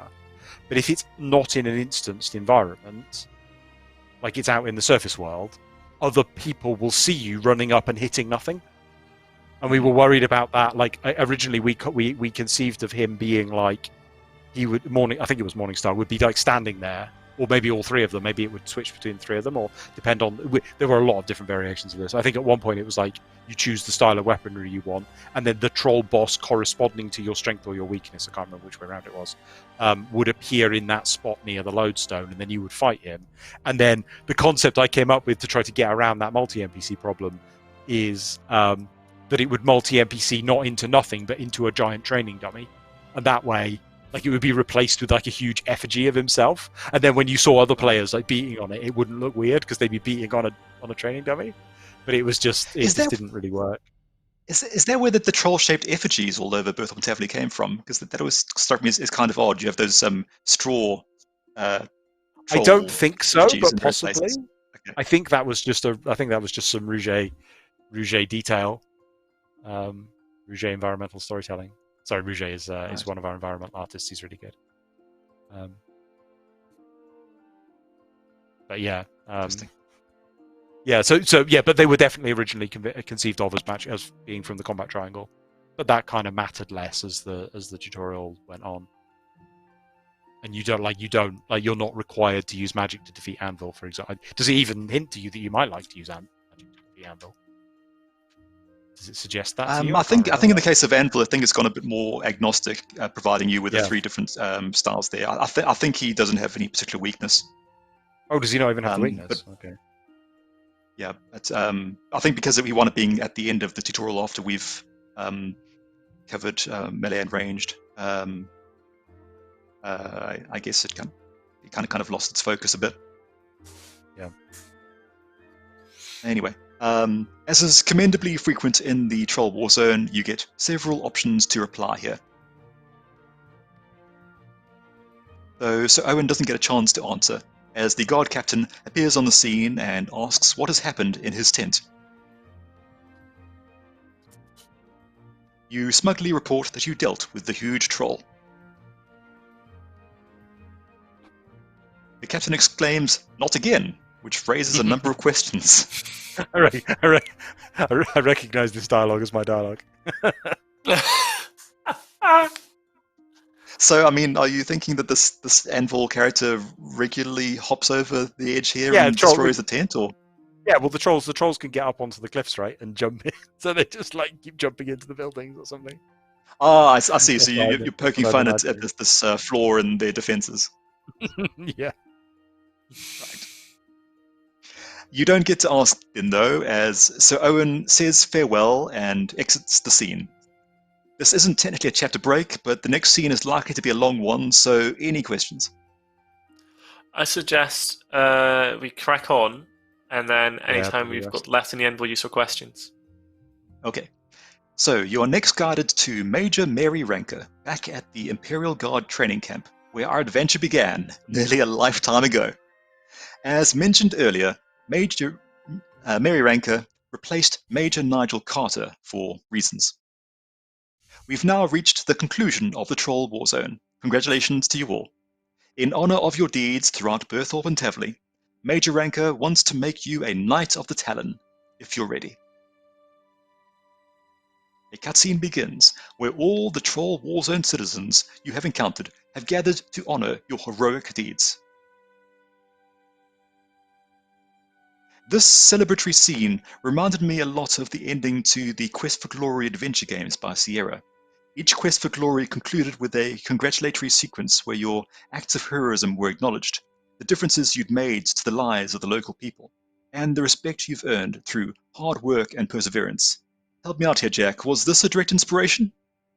I don't think so, but I can't remember if I asked for that scene or whether that was Mod Lino. I can't remember. But if it was from me, it definitely wasn't from Quest for Glory. It's possible that it was from him, but it's a scene that I've written into things in the past before. Wasn't Mod Osborne asking about it last week, and you gave him the TV tropes page about it? Like Yeah, where and I all the completely had the NPCs slide to give him too. Yeah, the best version of that's in Saints Row 4, where you have a dance off with everybody. That's how we should have ended it. Dance off. Maybe in the next But yeah, tutorial. no, I think it's a great way of doing a scene, right? It's fun to have a crowd, and it's really nice that the advanced version of it is where you do like the whole scene and you can interact with the characters and chat to them about how their lives have changed over the last, I don't know, hour or whatever it is. But yeah, no, I think it's a really nice way to end a narrative sequence that involves a lot of NPCs, especially if they are like townspeople. It just works perfectly. It's really nice. Really nice way to structure it. Yeah, But as far maybe as that I know, persistent approach. Okay. Yeah, maybe that persistent approach you mentioned would be a good fit for the next tutorial when we inevitably rework it again. Something that has a bit more permanence. Because I feel like Ashdale was kind of rushed in that respect. So in such a hurry to get onto the next area, we didn't really get a chance to really soak in the congratulations. This one's quite nice because it is like every single one of those NPCs is a named character that you've interacted with. But there are so many. I guess it's not a good thing, but there are so many of them that they actually form a crowd without needing any like generic guys to hang around. It's quite nice. Yeah, you can pick each of them out and they're recognizable as someone you've had some degree of contact with. It's a good thing. So for your heroism and bravery, you are to be inducted into the Order of the Talon. Who came up with that title, by the way, Jack? The Order of the Talon isn't something I've heard of elsewhere in RuneScape. I think that was me. It's a reference to the Birthop card using claws, I think. Ah, gotcha. I bet it's an awkward. I think again it was Lion-O said, well, we should have a knighting ceremony, and I was trying to sort of because the whole point about Burthorpe is that it's not currently being ruled by a king, right? And it has an imperial guard. It doesn't have a king. It's independent of Farrock, even though it's supposedly part of the same nation. So the idea of them having a knightly order is just a bit awkward. Like it sort of doesn't fit the themes of the town very well. Right. So yes, it was, but the requirement was, well, there's going to be a ceremony. You're going to be made a knight because that's cool. So yeah, it makes sense that they have a sort of, what's the right word? Like nominal knightly order, which is I guess it's more appropriate to say like it's like being awarded a medal, like a Victoria Cross or something. Right. What's the American one? Can't remember now. I don't know what you're thinking of. The military Purple honor Heart or something. Yeah, no, Purple Heart's being injured, I think specifically, isn't it? But I'm sure there's an American military honor. It's more like Purple Heart, they say. Yeah, I thought a Purple Heart was for being wounded in combat. Have I got that wrong? Medal of Honor. Medal of Honor, yeah, Medal of Honor. I think I may have actually described it as a Medal of Honor. But yeah, yes, it's a military honorific is what we're trying to get at here, right?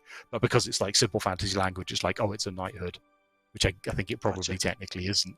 But anyway, yeah. It works. So you're asked to step forward onto the podium as the citizens cheer and applaud and throw confetti. They've gathered together to recognize your selfless acts of bravery and the many deeds you've performed to make a difference to the Principality. Which I think is an important point. Compare it to Ashdale, for example. We'll get to that in a future episode, but Ashdale had a similar sequence where the villagers converged and applauded to conclude the tutorial. But in Troll Warzone's case, to me it felt truly earned.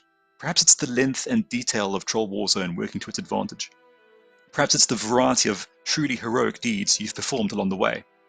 In Ashdale, I defeated a necromancer, and I did defeat an undead threat, but it didn't feel as personally impactful to me. Their congratulations felt hollow, but I felt justified in receiving this award ceremony. I'd earned it. I'd put in the work. I'd individually impacted the lives of these people. I'd spent enough time here to feel I'd made a difference. So you kneel. Major Ranker ceremonially knights you. You arise to pursue greater deeds of valor and glory. Just for fun, here's the release version of the same scene, where Nigel Carter knighted you, before he was mysteriously erased from existence. Next, you have an opportunity to respond, either assuring the Major you will do your best to pursue valorous deeds, or just acknowledge that you're entitled to this praise and glory. The Major then gives you a series of gifts to aid you in your travels. Tablets to teleport to Varrock and Falador, several stat-boosting potions, and a steel helmet to encourage you to level your defense. But Was that Jack? not another piece for your army axe. Oh. Surprisingly not, no. Your members only army axe. Yeah. Then, barely a breath after saving Burthorpe, the Refer a Friend page very briefly appeared before disappearing again, clearly eager to get you to recruit your friends to play RuneScape with you. But we're not quite finished yet. Major Ranker turns her attention to each of the signature heroes to help you find the signature hero quests. Ozan is headed to Draenor to investigate the Skulls gang in Stolen Hearts. Ariane is off to the Wizard's Tower for Rune Mysteries. And Owen is meeting a Temple Knight contact at Edgeville Monastery in The Death of Chivalry. They're all fantastic, voice-acted, free quests, and I highly and shamelessly recommend you play them if you haven't already. Major Ranker, meanwhile, is staying in Burthorpe to recommend challenges for combat skills. You can ask the signature heroes about their quests, and accompany them if you wish. You can also ask the Major for advice in improving your combat and non-combat skills. Later, when it was added, Major Ranker emphasizes getting daily challenges from the Quartermaster, though challenges were a members-only feature at the time. And so, having thoroughly explored the Troll Warzone and a number of options available to you, your adventure truly begins. We finally completed the Troll Warzone, the tutorial from January 2012 to November 2013. The 14-day membership trial. The 14-day membership trial was removed in March 2013, which left us with the tutorial in the members area. So thanks to Troll Warzone, Burthorpe and Tavley were converted to free-to-play, as well as its 4 new player quests, and the first 5 levels of all member skills became free-to-play, thanks to Troll Warzone. 2012 and 2013 were a time of bold and ambitious change for RuneScape. A new combat system, the new fully customizable interface system, new monetization methods, advancement to the 6th Age, the dawn of the World Guardian, the death of Gothics, spoilers, and the return of the gods. The HTML5 client, remember that? The rebranding of RuneScape 3, a suite of transformative campaigns intended to entice and excite a new generation of players. One of these modernization initiatives was the Ashdale tutorial, released in November 2013, which replaced Troll Warzone as the tutorial. The Troll Warzone tasks were converted to a Birthop Tavley task set, then later to an achievement diary, and then adapted again into the Birthop achievement paths we have today. In February 2014, to improve visibility of its core banking and daily challenge services, the Burthorpe training area was converted to a gnome-themed trading hub, and various features were removed from Burthorpe and Tavley. In September 2019, as part of a major mobile update, I reorganized Burthorpe and Tavley into more distinct spaces, while also restoring some of the signature elements from Troll Warzone. In the next tutorial, we'll talk more about Ashdale's development history. For now, we've reached the end of the Troll Warzone. Thank you so much to Mod Jack for joining us for 6 hours of his life that he'll never get back. Closing questions. I can't imagine how I would spend 6 hours of my life better than this. Slightly Oh, disappointed that's that I'm very not sweet. thank you What could I for possibly do spending which 6 is hours of better my use life. of 6 hours? Yeah. Oh. I could complete the Troll Um, Warzone 1.5 times. I mean, at the same time, we could have completed Troll Warzone in between 3 and 6 times, right? Something like that. I don't know. In playtesting, some people took 4 hours to finish it. All right, 1.5 times it is then. Oh, I should have been writing Broken Home too. Yeah, that's a good point. Yeah. Yeah, that's totally fair. We've got about 2 minutes. Is there a peeking question that you have written down, Jack, that you wanted to answer or do? There's one I'd really want to answer, but I can't talk about upcoming content. Oh. Yeah. So I can't even mention the question because I've just given it away. Can you ping me the question? I'm I'll curious talk if I to you about can. it after. Yeah. Okay. I was curious if I could just say like, "Oh, that's absolutely fine," but there's exciting stuff happening. I'm excited for the exciting stuff. I mean, we just had Orphan, which is fucking amazing. Oh, there's Not allowed, I more. don't think I was allowed to use the F word there, but yeah, no, it's pretty good. Hinted at upcoming content, which is pertinent to one of the questions that was asked in the chat. All right, we'll let them figure that. Someone asked, could we increase the free-to-play skill cap? That was the main question I was going to ask as well. Yeah, I don't think either of us can really answer that, Stu, because it's not like we can say yes or no.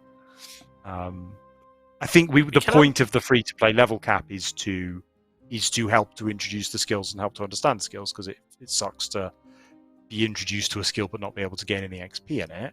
I think if we felt like a higher cap would help to do that better, we would consider increasing it. Is that fair to say? I think there's a general desire internally to increase the cap to 20 across the board. In practice, it is quite a big project to do that. We can do it incrementally, focusing on like one skill at a time and drip feed it out. But ultimately, it's just something that's going to need to have dedicated development time. And at the moment, a lot of our priority is just on trying to ensure that we have a solid cadence of content while we're in lockdown. So it makes it difficult for us to take on other projects right now. I mean, to add to that as well, I think that like with Archaeology, it's the first member skill that you can actually level up to level 20. I think that's also like a way to kind of test that out, how that works, and if that flows quite nicely, because I think one of the main arguments from both players and internal perspective is that level 5 doesn't really give you enough of a taste of the member skills. Yeah. Usually there's an unlock. It depends on the skill, but somewhere between like 7 and 13, there'll be like a new tier will unlock. And if you're capped at 5, you don't get to see the next tier. So yeah, I would agree with that. Yeah, 5 is a bit low. So there's that. I think we like the idea, but we certainly can't promise that anything will be raised at any time because we're not in charge of that. Certainly, if I get the chance to do it, I would love to jump on that. I mean, I made various parts of the game free to play in the past, something I'm quite passionate about. So, certainly keen to do so. Have you considered just do find and replace 5 with 20 in the code? The whole code. If only it was that easy. A lot of the time, it comes down to critical members content. So critical content for progression being in members areas rather than free to play areas. You have to move certain things around in the game. And basically, the game just wasn't really designed for that sort of progression. So we'd have to do a lot of. It creates a lot of other things that need to be adapted. That can wind up snowballing into quite a large project. Out of all the people here, well, Jack, you should know that it's not that simple. Yes, I was definitely suggesting it seriously. Yeah, we might end up it might be like one skill is like, well, the free to play cap is 17 because to level it to 18 requires you to go to, I don't know, somewhere way off the beaten path that you just can't get to. And then it would feel really weird. It's like, well, why is this one capped at 17 and that one capped at 20? So it's like, oh, maybe we raise it to 20 anyway, but you have to just grind there using a level 2 method or something. There's all sorts of things to consider. Is it a better experience to have a higher cap, but no method to get to that cap? Is some people would say yes, and some people would say no. So it's a bit awkward. All right. Unless there's another very pressing question, well, Jack, I suggest we call it a day here so we don't go massively over. I think Mudspear will also appreciate that behind the scenes. Oh, yeah, he needs to get off this thing, yeah. I heard some rumbling in the background, so I imagine dinner's already being cooked somewhere. Yeah, I need to go and apologise to my wife for streaming during dinner time. There you go.